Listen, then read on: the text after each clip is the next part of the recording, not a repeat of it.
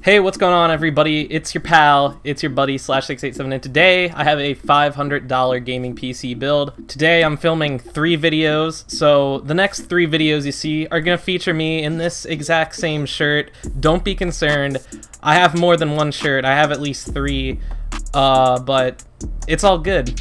Just disregard it, alright? The videos aren't gonna be out for like another few weeks anyway, you know how long it takes me to drop them, so just don't even trip, man. Don't be concerned. I'm alright. I'm not some dirty hermit. But today I have the $500 gaming PC. This is the best gaming PC you can buy right now for all new parts for $500.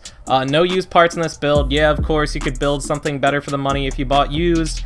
And at this budget, I actually would recommend maybe going for a used GPU, but it's up to you, man. Let's get in the CPU. Starting out with that, I have the Intel i3 8100. It is a quad-core CPU with no hyper-threading. It's based on the socket 1151, clocks up to 3.6 gigahertz, and is pretty much the sweet spot for a mid-range gaming PC right now. Modern games are starting to take advantage of multi-core setups more and more, but 4 cores is still plenty in today's gaming environment. It's not really going to hold you back, and this CPU, as far as per core performance goes, is pretty good, pretty snappy, so it's going to serve you just well for a build like this.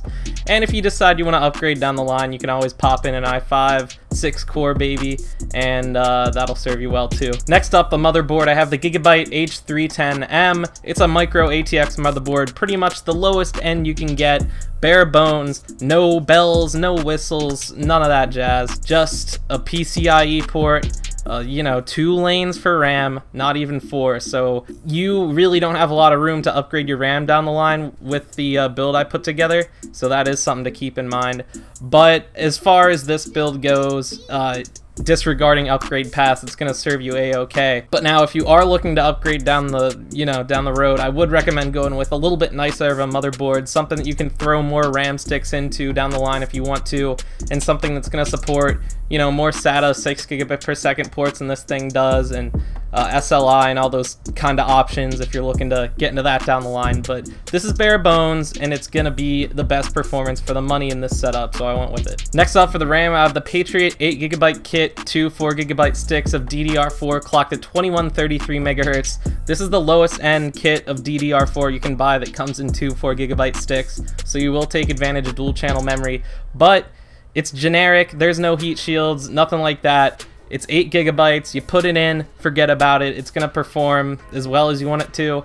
Not very fast, but that doesn't matter too much. It's not like we're putting together an APU build where you're gonna really benefit from fast RAM. This is gonna be alright, you put it in, you forget about it. It's gonna perform well, it's gonna last a while. Patriot makes pretty decent RAM, even though you might not have heard about them before. With RAM, this is one area where you can really cheap out in a build like this, and this one's no exception. Next up for the storage, I kept it real simple. WD Blue, 1 terabyte, 7200 RPM, you know the drill. Everybody uses these things in their builds.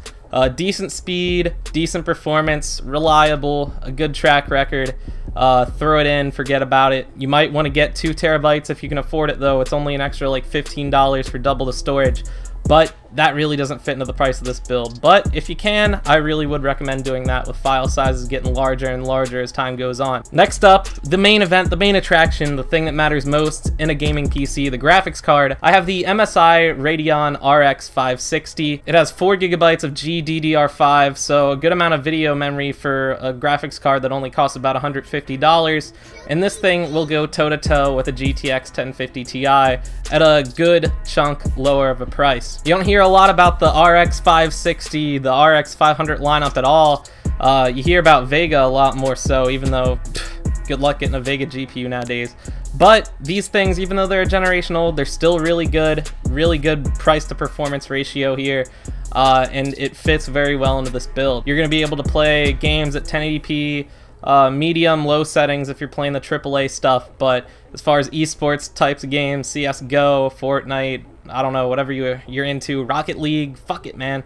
It's gonna do 1080p ultra settings, maybe even 1440p. You can run a 144 Hz monitor if that's your thing, and it's gonna play very well. Next up for the case, I have the Rosewell tire thing. That's my best attempt, at least. ATX mid-tower case.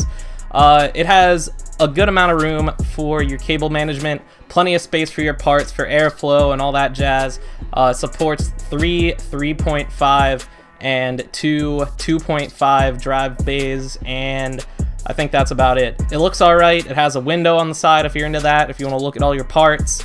Not like these parts in this build are going to be attractive or color compatible at all, but it's going to do the job. It's going to hold our parts. It's only about 38 bucks, and that's what you're looking for in a case. Last up for the power supply of the Thermaltake Smart 80 Plus certified power supply. Not 80 Plus Bronze, not 80 Plus Gold, not 80 Plus Platinum, just 80 Plus. 500 watts of power is plenty for a build like this, with parts getting more and more, you know, power efficient.